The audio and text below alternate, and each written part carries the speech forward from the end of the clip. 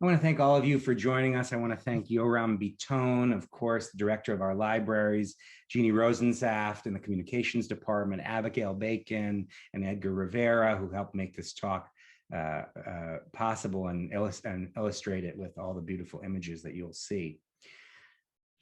Let me begin by sharing an image.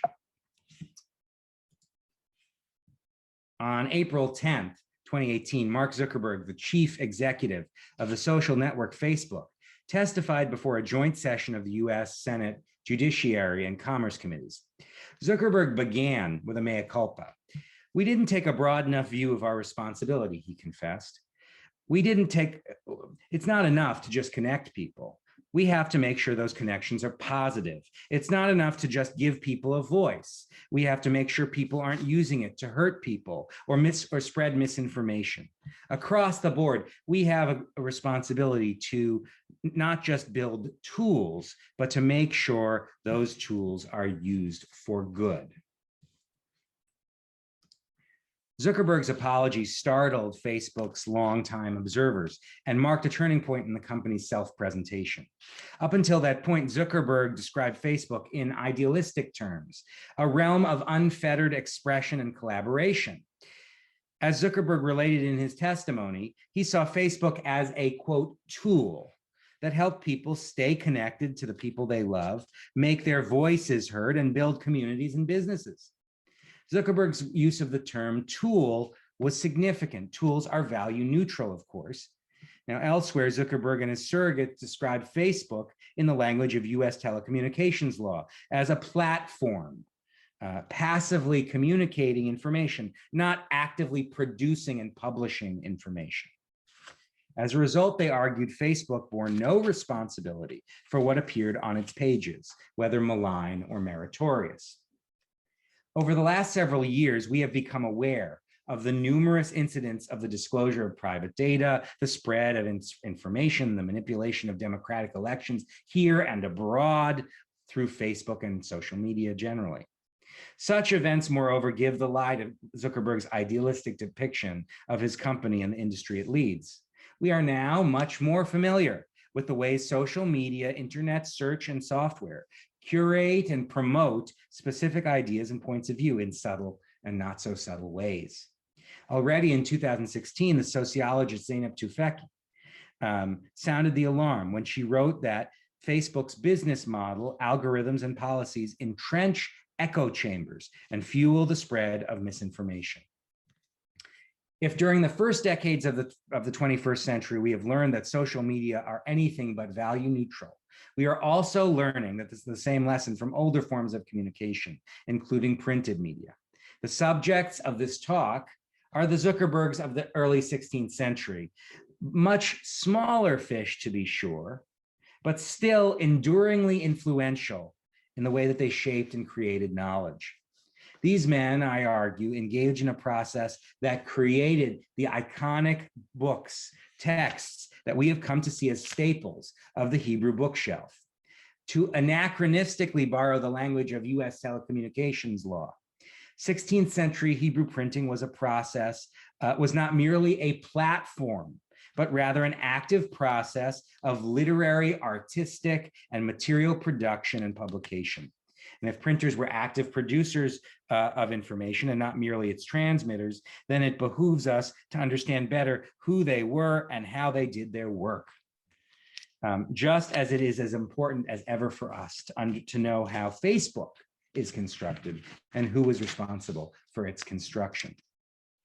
Readers of Hebrew, both scholarly and lay, have a tendency to assume that the corpus of ancient and medieval Hebrew books purchased today with gold embossed leather bindings, came into the world in their present forms.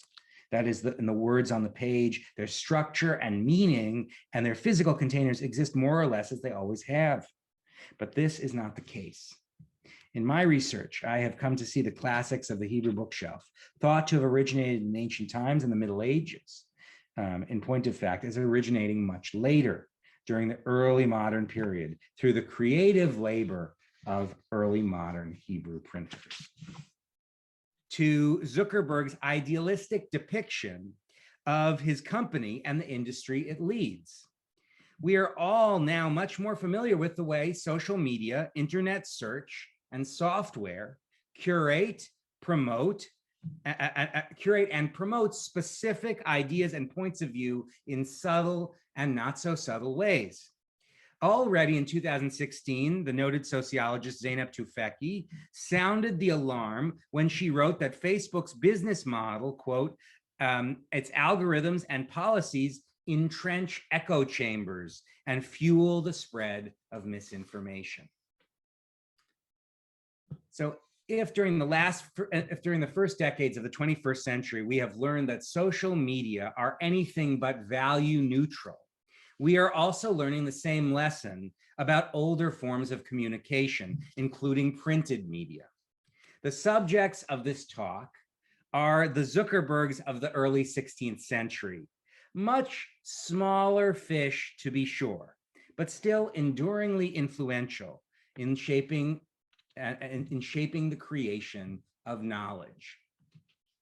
These men, I argue, engaged in a process that created the iconic and enduring texts we have come to know as staples of the Hebrew bookshelf.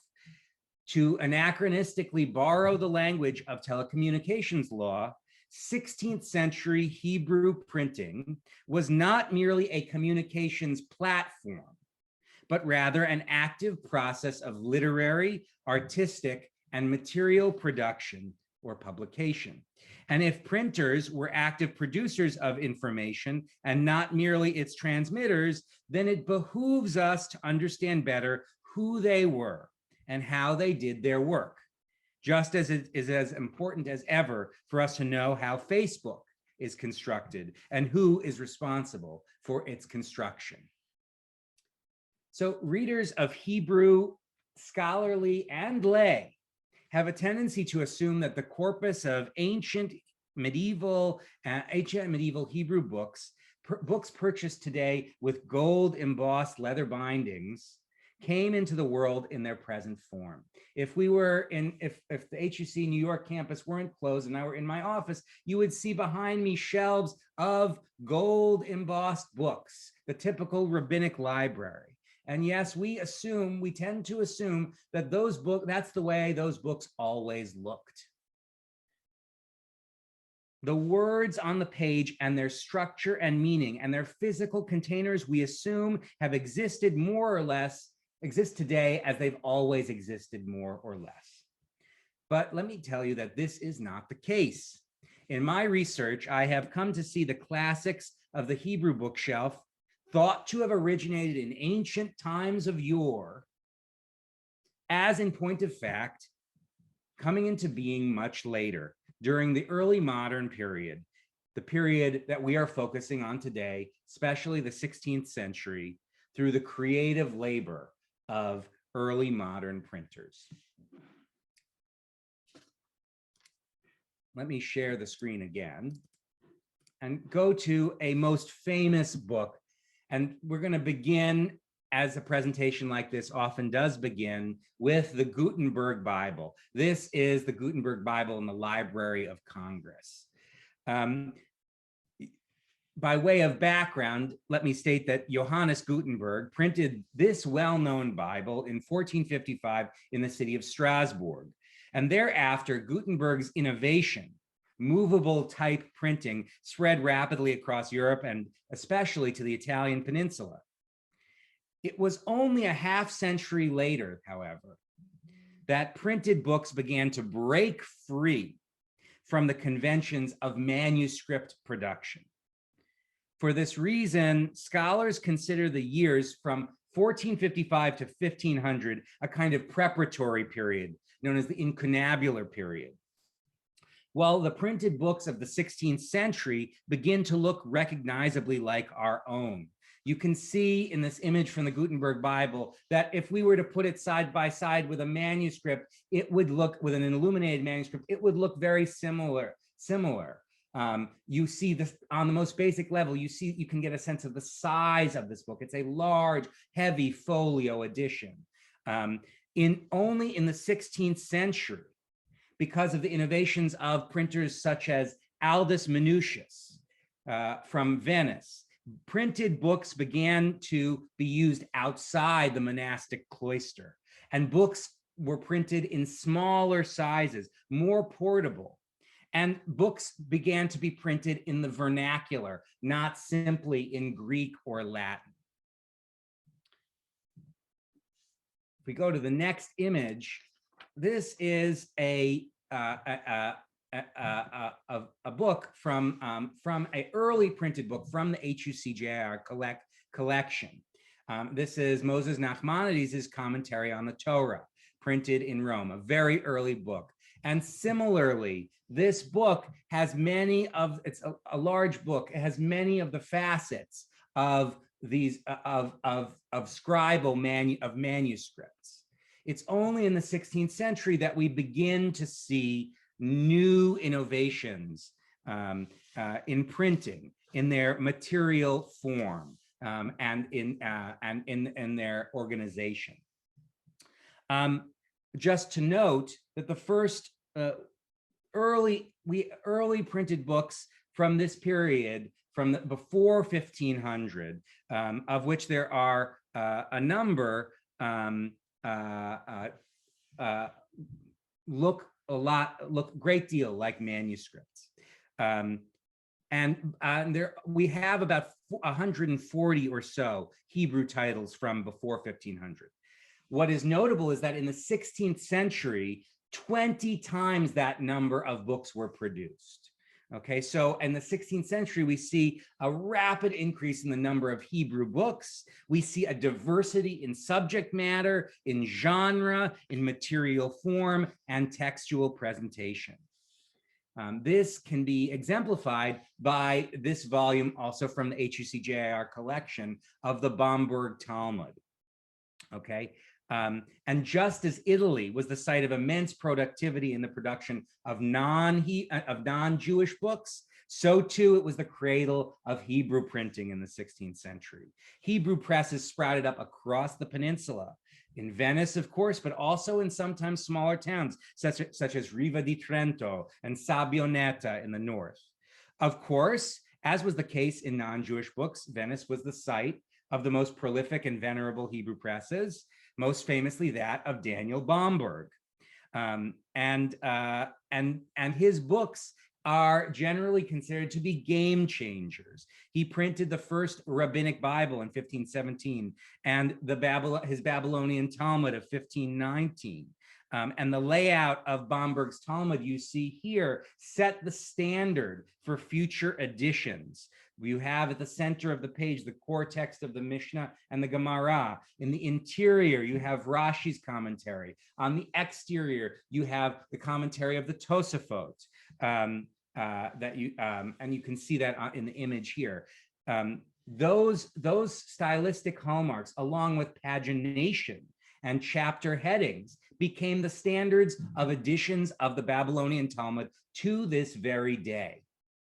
Okay, so it was Bomberg who created the recognizable form of the Talmud that we know. And David Stern, professor at Harvard, has written a great deal about this. The focus of this talk, so I'm going to stop the share for a moment. So the focus of this talk is not Bomberg, however, but rather a very small printing enterprise in the city of Bologna in the 1530s. Now, this press was founded by a group of silk merchants, and they printed 9 works over 5 years, beginning in 1536. And on the title pages of these books, these men referred to themselves as the partners, quote, the partners, makers of silk craft. Hashutafim osim malechet hameshi, or more simply, the partners. Drawing on the expertise and capital they gained in silk, their books ranged from a prayer book in Judeo-Italian to a critique of Aristotelian philosophy to Sefer Ḥasidim, the hitherto little-known compendium of medieval German Jewish wisdom. Now, my research over the last several years has paid special attention to Sefer Ḥasidim, and I have shown in other works how the partners didn't simply duplicate medieval manuscripts, as we might do with a Xerox machine or a scanner. But rather they creatively assembled their books from pre-existing documents, medieval manuscripts, and early printed editions, and packaged them in particular ways to serve the perceived interests of potential readers. This packaging involved a number of interrelated processes: textual editing and censorship, ascribing titles and attributing authorship, composing accompanying introductions and tables of contents. I want to focus for a second on censorship, which is fascinating because the partners in their efforts to censor their books is particularly notable because they did so on their own initiative. This was self-censorship. Prior to they censored their books prior to the imposition of formal legal press censorship by the Roman Catholic papacy in the 1550s. And they eliminated words and phrases that they feel might offend Christians. All of these processes involved in printing were complex and required technical, religious, scholarly, and commercial knowledge, labors that largely go unnoticed today. My research seeks to shine light on the partners and other 16th century Hebrew printers, and in doing so, describe the active creative role these printers had in producing iconic Hebrew books, as well as the dynamic social position they had in the Hebrew printing, Hebrew printing world in early modern Europe.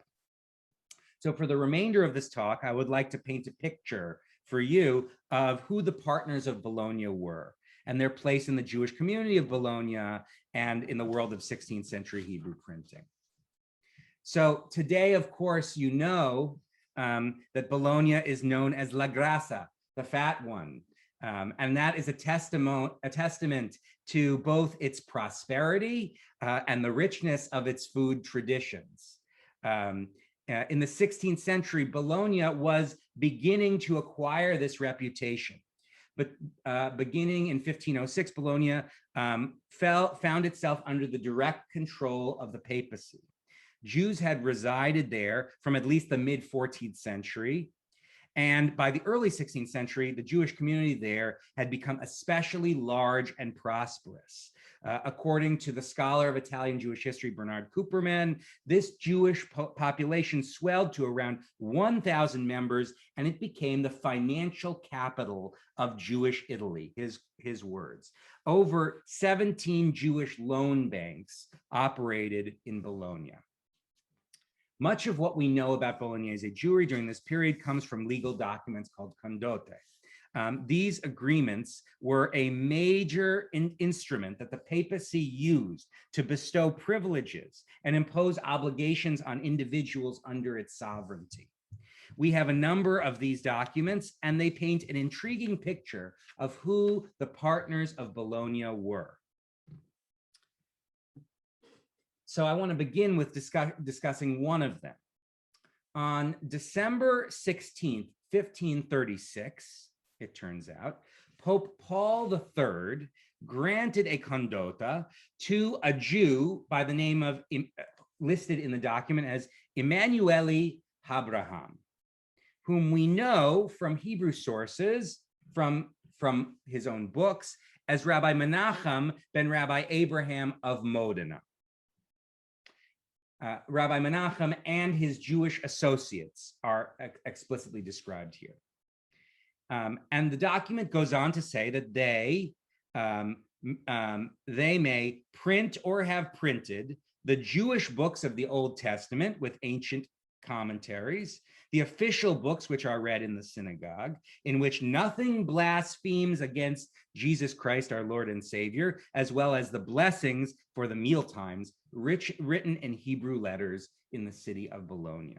So this document gives Emmanuel, otherwise known as Menachem, the privilege of being able to print books in Hebrew in the city of Bologna. Over the following 4 years, Emmanuel Menachem and his associates produced 9 books, including those I mentioned previously. Interestingly, they never ended up producing a Bible or a bencher. the two books that are specifically mentioned in the document. On the title pages of these 9 books, the partners prominently declaimed their association with silk. And I just want to show you one of them here, also from the HUC collection. This is Sefer Torah Or. If you see here at the bottom of the title page, the Sefer Torah Or, Nidpas al Yedei Hashutafim Yatzlichu V'Yehiyu Osei Melechet Hameshi Po Bologna. So this is printed by the partners. May they live and be well. Workers who work in silk here in Bologna. Okay. So what was the relationship between silk and book printing, or as I stated in the title of this talk, between silkworms and bookworms? Why would silk makers go into the printing business? So here I will argue that the emergence of the partners' Hebrew press in 1536 reflected the dynamics of a prosperous Jewish community embedded in the life of early 16th century Bologna. And further, I will argue that there are essential similarities between silk and book production, and that the partners gained necessary starting capital and expertise from producing silk. And finally, I will argue that the migration of Sephardic exiles, that is Jews from the Iberian Peninsula, to Bologna was a boon to both silk and book manufacture and shaped tastes in textiles as well as in Hebrew literature. The partners' last publication, completed just prior to Sukkot in 1540, was a massive 2-volume liturgy for weekdays and festivals, a prayer book, with a commentary by Rabbi Yochanan ben Yosef Trevis entitled Kimcha Davshuna. Yochanan's introduction to this commentary is interesting because it is the only location where we get all the names of all the partners, all the shutafim listed. Yochanan writes there, I quote, "It is not for nothing that the partners of Bologna, Rabbi Menachem ben Rabbi Abraham of Modena, Rabbi Yechiel of Verona ben Rabbi Solomon, and Rabbi Don Aryeh ben Rabbi Solomon Chaim of Monselice, spent their money and fulfilled the words of the prophet. They copied books and acted with courage in the sacred work of printing." And Yochanan further explains that the partners were assisted by a wise craftsman, Rabbi Raphael Talmi ben Rabbi Emmanuel of Forli, who carried out the physical operation of the press and may have actually made the type that was used. These rabbis, primarily employed in the silk trade, were participants in what the historian of Bolognese silk, Carlo Poni, has called a proto-industrial revolution in early modern Bologna. Bologna's prosperity during the 15th and 16th centuries was a direct result, Poni says, of its multiplying silk mills. Estimates of the percentage of the city's population involved in silk production during the 16th century range from 40 to 60% of a total 60,000 inhabitants. It's a large portion. The late economic historian Stephen Epstein suggested that the prominence and prosperity of Bologna's silk trade was, paradoxically, the result of political and social instability on the Italian peninsula during the later Middle Ages. Competing claims of sovereignty, war, and plague during the 13th and 14th century led to the increased mobility of artisans, which accelerated cross-fertilization between industrial sectors and economic regions. So by the middle of the 14th century, silk workers from Lucca, at the time the largest producer in Europe of silk, migrated to Bologna and established the world's first water-powered silk mill.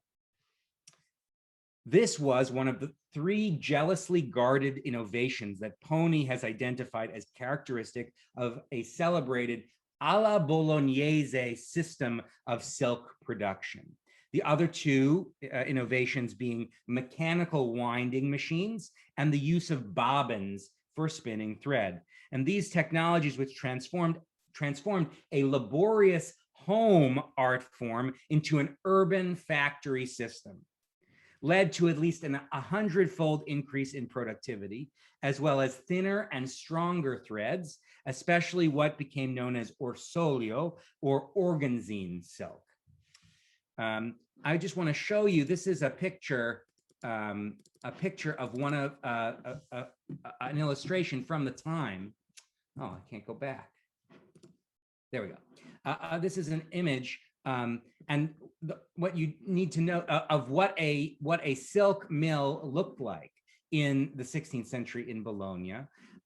This is from one of Pony's investigations of it. But the point that will be most recognizable to you, of course, is that there's a water wheel. And these silk mills were hydraulically powered, and that led to immense productivity increase in Bologna. And Bologna has a whole network of underground canals that fed these silk mills inside homes. And this became the hallmark of the alla Bolognese method. The transfer of capital and knowledge from silk milling to book printing in Bologna may be another example of Epstein's theory of early modern cross-fertilization among artisans and across geographies. The partners of Bologna were, in fact, the third Hebrew book printing venture in Bologna. Their predecessors were short-lived, each producing but a single book. And while we know little about either of them, what we know is that the second press in Hebrew press in Bologna was founded by an itinerant printer who went by the name Rabbi Abraham ben Chaim de Tintori, the Abraham of the dyers. He worked in textiles. A more evocative connection between silk and book production has been suggested by Carlo Poni. In 1570, one Giovan Battista Guidoboni received a patent from Bologna's Senate to replace wooden bobbins presently used in silk winding with metal bobbins, improving durability and the homogeneity of the threads produced. Guidoboni, Poni notes, was born into a family of printers from Lucca, and may have come up with the notion of replacing the irregularly shaped wooden bobbins with the uniformly cast metal ones by reflecting on the substitution of wooden with lead in typefaces used for book printing books. But perhaps the greatest similarity between Bolognese silk manufacture and book printing is those similarities are structural. Prior to the advent of the alla Bolognese approach, silk production was a multi-step process. It involved winding the thread twice, spinning, dyeing, weaving, and each of these processes was carried out in a different locale, especially in artisans' homes. Poni has noted that the mechanization that led to the concentration of these steps under one roof led to the reductions in manpower and improved quality control, shorter production times, and decreased capital immobilization and production costs. This process was overseen by entrepreneurs who invested significant starting capital in building and maintaining machinery. Skilled and semi-skilled female laborers who previously spun and wove thread at home under a piecework system were replaced by a much smaller number of unskilled children who tended to spinning machines, and then also skilled male weavers. Printing, of course, was similarly a mechanical multi-step process carried out under a single roof in an urban environment. Printing, like silk manufacture, occurred in urban shops established by entrepreneurs, often with enough starting capital to procure the use of a press, type, paper, and skilled labor. Determining which titles to print involved risk and printers weighed the cost of raw materials on the one hand against the size of a potential readership and thus future revenue. Patience was imperative in early modern printing, as these investments were realized months, if not years later, when books made it to market. To print a text, an exemplar had to be prepared and edited, type composited, and then often edited again, all processes undertaken by skilled craftsmen. As the historian Tony Grafton has written, such artisans worked at, quote, the inky crossroads where publishing and scholarship intersected. And in his introduction to the Partners Festival Prayer Book, the editor Yochanan Trevis characterized the partners in just this way, as entrepreneur scholars, playing both financial and editorial roles in the printing venture, investing capital and critical wisdom in the titles they produced. So while scholars of Bologna's Jewish history have emphasized the prominent role of bankers in the community, less attention has been paid to Jews in other occupations. And to that end, it is notable that the papal condotte received by Bologna's Jews during the first decades of the 16th century also regularly recognized that they were permitted to trade in textiles, especially strazzaria, rags, and other secondhand cloth, including silk. In one case, on December 22nd, 1529, Pope Clement VII granted a Solomon, son of David of Monselice, a license, quote, to trade in strazzaria, silk, and the like in Bologna. 3 years earlier, the papal chamberlain Francis Armelinus Medici granted the same Solomon with a license to trade in old clothes and other merchandise and to enjoy the rights of Jewish bankers. Now, this Solomon, granted the permission to trade in silk by the Pope, may have been none other than the father of one of our partners, Rabbi Don Aryeh, son of Solomon of Monselice. What precisely did it mean when the Holy See granted Solomon permission to trade in silk? Well, because the alla Bolognese method brought the various steps of silk production under one roof, so to speak, from spinning to weaving, Bolognese silk was generally sold as a finished or semi-finished product. The city itself sought to prevent the export of raw, unprocessed silk in order to promote the work of its own millers and weavers. Thus, Solomon and his son Don Aryeh were likely silk makers themselves, as the terms on the title pages of their books indicate, Osei Melechet HaMeshi, silk manufacturers. They were not merely traders in finished goods. It is known that the city's powerful silk makers guild, l'Arte de la Seta, permitted the membership of Jews of Spanish extraction. And the fact that Solomon and Aryeh might have been eligible to join the guild is evident from the Spanish honorific that Aryeh proudly used prior to his first name. He called himself Don Aryeh. Now, in the aftermath of the Spanish expulsion, the Jewish populations on the Italian peninsula swelled. Whether we take Moses Schulvass's estimate of over 9,000 Spanish Jews settling in Italy after 1492 as correct, it is clear that the arrival of Sephardim and later conversos led to communal growth, reorganization, and inter-Jewish conflict across Italy.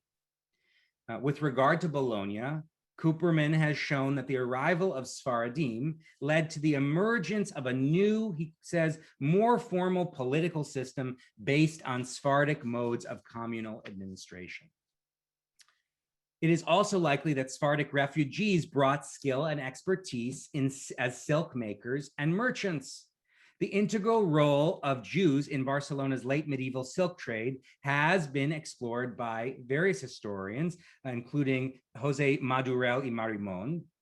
And it's clear that these silk craftsmen, the arrival of Sephardic silk craftsmen in Italy led to the popularity of certain kinds of garments, such as lightweight veils and what were known as tabini, what we call taffeta today. It's also clear that when the Jews of Bologna were expelled in 1569, the Silk Guild membership decreased dramatically. Among the Sephardic refugees who established themselves in Bologna in the early 16th century was one Rabbi Abraham ben Moses HaKohen. Now, Abraham was born in Cuenca, Castile, and he was the leading rabbi and halachic authority in Bologna during the first decades of the 16th century. Abraham played a significant role in the partners' press, and it's clear that he provided many of the texts that ultimately were the basis of the books that the partners printed. In addition, there's evidence that Abraham sat on a Beit Din, a rabbinic court, alongside two of the partners as well, Menachem and Don Aryeh. We know that Abraham had a remarkable library. We know this from a 1519 condotta he received from Pope Leo X's chamberlain, Cardinal Raffaello Petrucci. Abraham was then a resident of Bologna for nearly 20 years, and he received a condotta permitting him to enjoy the privileges granted to the city's bankers, including being able to lend money and also to not have to wear a badge to say that he was a Jew. The document also indicates that Abraham, quote, developed great intimacy and conversation with Christian scholars who frequently consulted Abraham's library of books that were in Hebrew and Latin. So Abraham's home was a place where Jews and Christians interacted, and the Pope wanted to encourage that. And so he granted Abraham permission to travel throughout the papal domains without having to pay taxes on the books he carried with him. So, as I said, the partners used some of those books printed some of those books that he had, including Sefer Ḥasidim, the text that I've spent a great deal of time working on. And in this text, what we know of is that Abraham writes the colophon, the closing words of this text. And he says that text was not found anywhere in the world except for in his library. And it's because of his initiative that he decided to print it. I'll just show you very briefly an image of the title page of this book. This is the book from the Sefer Ḥasidim, again, printed here in Bologna, al yedei hashutafim, by the partners. It is intriguing that Abraham possessed a largely unknown book of Ashkenazic pedigree, a book from Germany, Judeo-Germany, such as Sefer Ḥasidim in his library. Abraham, a Spaniard, a Jew from Spain. And it was he who sought that it be published. We know that Sefer Ḥasidim was known among a few Spanish Jews. The Spanish codifier Jacob ben Asher may have known it.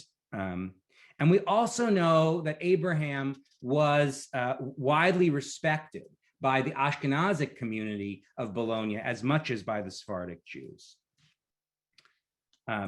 It's clear that his library encompassed the works of both the Ashkenazic and the Sephardi world. By way of conclusion, I want to say that library and the fact that this Ashkenazic book was printed on the initiative of a Sephardic exile is an analogy for the cultural dynamism of Bologna in the early 16th century. Isaiah Zona, one of the great scholars and collectors of Hebrew books associated with HUC in Cincinnati, and in a well-known article about Bologna, wrote that the Partners Press was an example of the integration of the Sephardic foundation with the Italian foundation.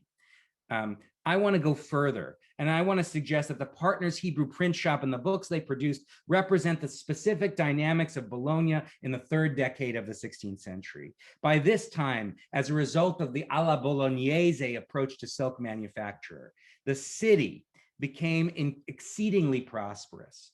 Jews, especially those who worked in silk, were the engines and beneficiaries of this prosperity.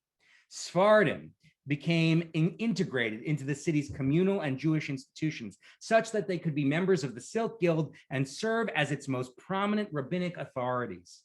New horizons of opportunity were possible, such as the establishment of a Hebrew press and the printing of new and formerly obscure Hebrew works. Indeed, in the case of the Partners, Sephardim in Italy became the principal progenitors of Ashkenazic and Italian Jewish culture.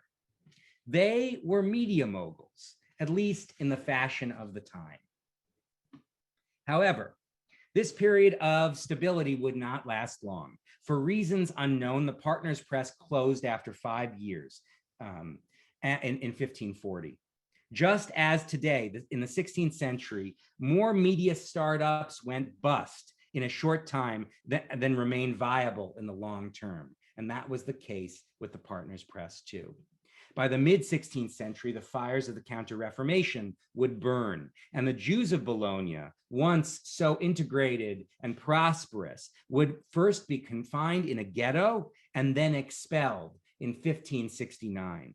Indeed, it was Pope Paul III, who first licensed the Partners Press, who began to turn the tide against the Jews of Bologna and the Papal States with increasingly exorbitant taxation. The Sephardim, like Abraham and Don Aryeh, who found stability in Bologna and in the silk trade there, once again found themselves in search of a new home. Thank you all very much.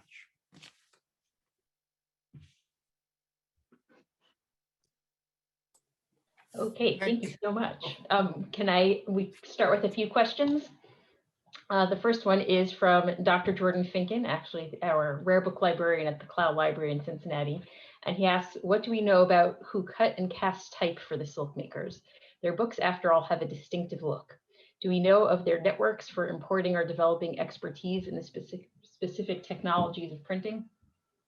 Really great question. So, and the answer, like many of these questions, is no, but I would love to think with you about those questions, Jordan, because what we know of is that Rabbi Raphael Talmi is cited in the liturgy that I mentioned as the one who carried out the work of the press, and the terms that are used to describe him are somewhat obscure. He may have been the one who cast the actual type. That is, to make the metal type that was then used to print the books. One question that I have wondered is, how did these men get access to a physical press itself? It's unlikely that they owned the press, but that they were using someone else's press to do it, right? So you need type, and then you need a press to compress it with ink on the page. But it is entirely unclear, and I have yet to find any evidence that indicates where this press was, where in the city it was, and if they in fact owned it, or if they just rented another press. But as I said, I'd love to discuss that with you more. Thank you. Okay, we have 2 questions from Vadim Putsu. The first is, were these works illuminated? And the second question is, do we know anything about the readership, since most of these books that we show today were heavily annotated? Great question. First of all, I want to say there are a number of colleagues here. Vadim, we haven't met, but I know that you're a scholar in the same field. Jordan as well, we haven't met. My colleague Michela Andreatta is here from the University of Rochester. There are a number of great scholars. Rabbi Lawrence Hoffman, Rabbi Bernard Melman. My teachers are here, so I want to thank you all for being here, and I really appreciate your questions. So the question of illuminated, no, these books are not illuminated. and they're sparsely illustrated. We have, just to go back, the title pages, as is the style in the early 16th century. The title pages are very sparse, and you can see here, right? Just has very sparse. One or two of the books are slightly more highly illustrated, but this is the beginning of what happens by the later editions of Sefer Ḥasidim, which I also have written about and studied, are much, we have these glorious title pages that are much more, beautiful. Here we don't have that. The second question was, the second half of the question? That was, about the readership. Oh, the readership. So this is a question that I'm also really interested in. These are books that so one very easy way. So the title that I focus most on is Sefer Ḥasidim. Sefer Ḥasidim was printed 40 years later in Basel. So the fact that it was printed 40 years later in Basel and also a year after that in Krakow indicates to me that this 1938, the editions of the late 1530s were not widely distributed, because why would you need to produce these additional editions so soon afterwards? Clearly there was a market. However, the editions that we have are annotated. We have, for instance, the Catholic censor, Domenico Yerushalmi, who's a Jew who converted to Christianity and became a censor working for the Catholic Church. Domenico owned a copy of the Bologna Sefer Ḥasidim, and that's what he used to create his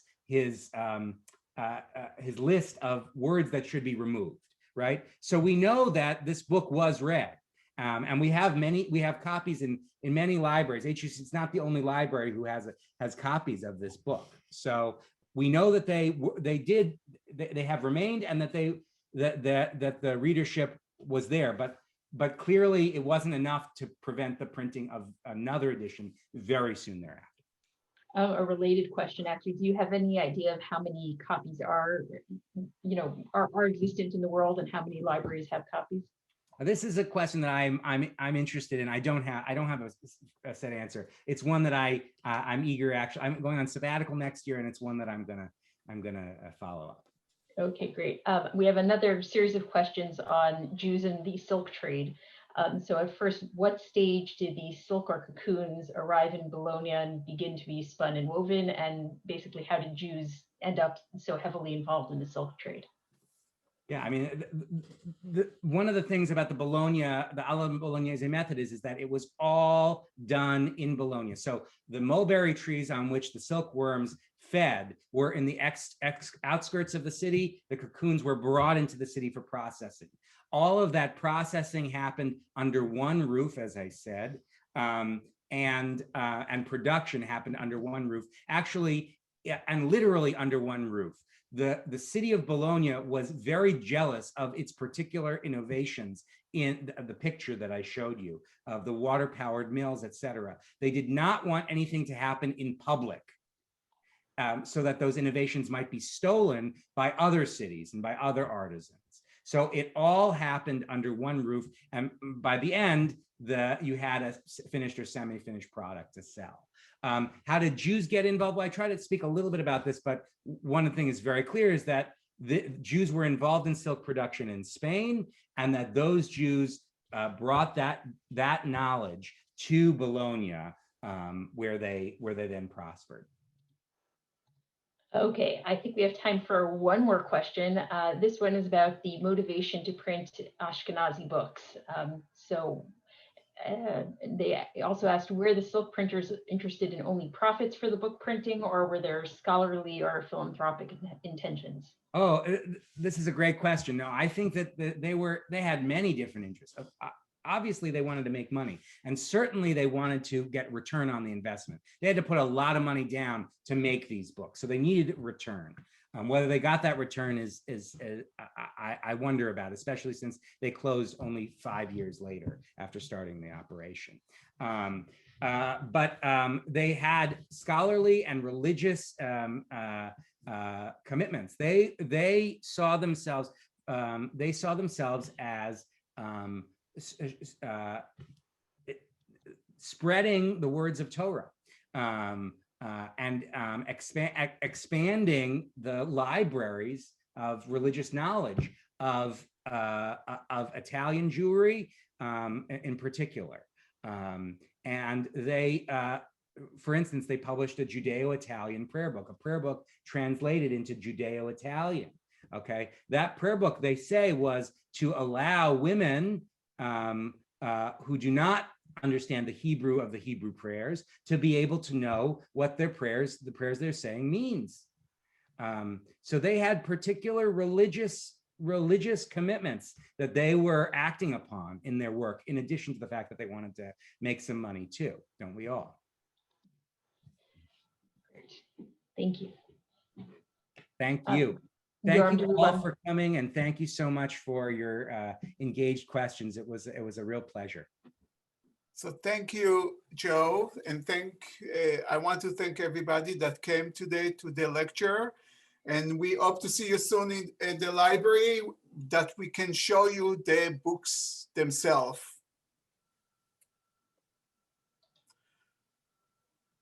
Thank you very much for joining.